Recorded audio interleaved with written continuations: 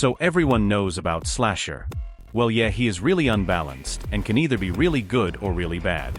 There's really not much in between.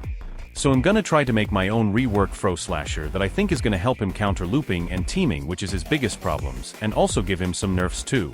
The problems that I have with teaming is that he just can't get a kill if he's fighting against a competent lobby.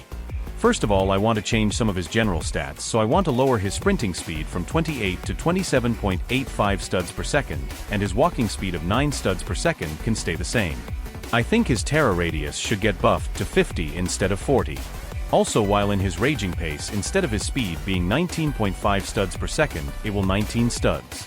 I also think that to clean up his kit a bit, his behead should become an M1 variant similar to how when guest 666 holds he does a lunge doing 10 damage and inflicting hemorrhage onto the survivor.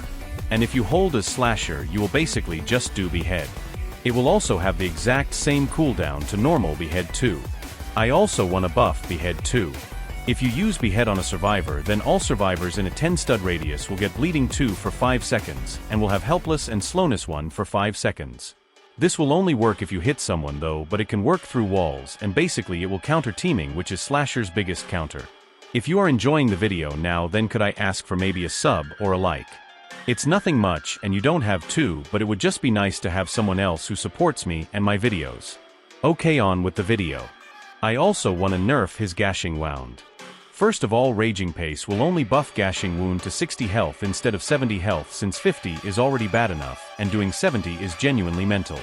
I also think that the survivor should be knocked back further after the gashing wound ends, so that the survivor can get some more distance on the killer.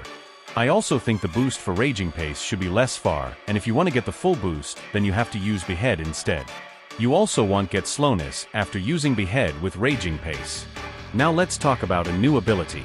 The ability name will be called Bear Trap, and basically it will be used to counter looping. The ability will have a 10-second cooldown, and put the U into an animation where you place a bear trap. If a survivor steps on a bear trap, they take 10 to 15 damage, and get slowness 1 for 10 seconds, blindness 2 for 5 seconds, and bleeding 1 for 5 seconds. It will also highlight the survivor to the killer, and if the killer is more than 40 studs away from them, then they will get speed 1 for 7 seconds. The reason I didn't want the killer to get speed if they're less than 40 studs away is that it might be a bit too overpowered, and a survivor accidentally stepping in a bear trap can definitely help out with a chase. 007N7 can counter this trap by using clone, but still give speed to the killer if more than 40 studs away. It also has piercing, so if a survivor goes into a trap, then another survivor that's less than 5 studs away will get bleeding 1 for 5 seconds, and will also give helpless for 10 seconds to the survivor, but won't give helpless to the survivor who actually stepped onto the bear trap. The bear trap's hitbox is about 2/3 the size of digital footprints, meaning it will be harder to block off different paths and generators, but it is still possible, though the main reason it's here is to stop looping.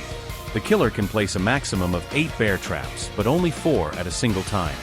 I also think that using behead on Noob won't give him helpless if he is using slate skin, since that's basically just a free 50 damage, so Noob should still be able to cancel his slate skin even if Slasher uses behead on him.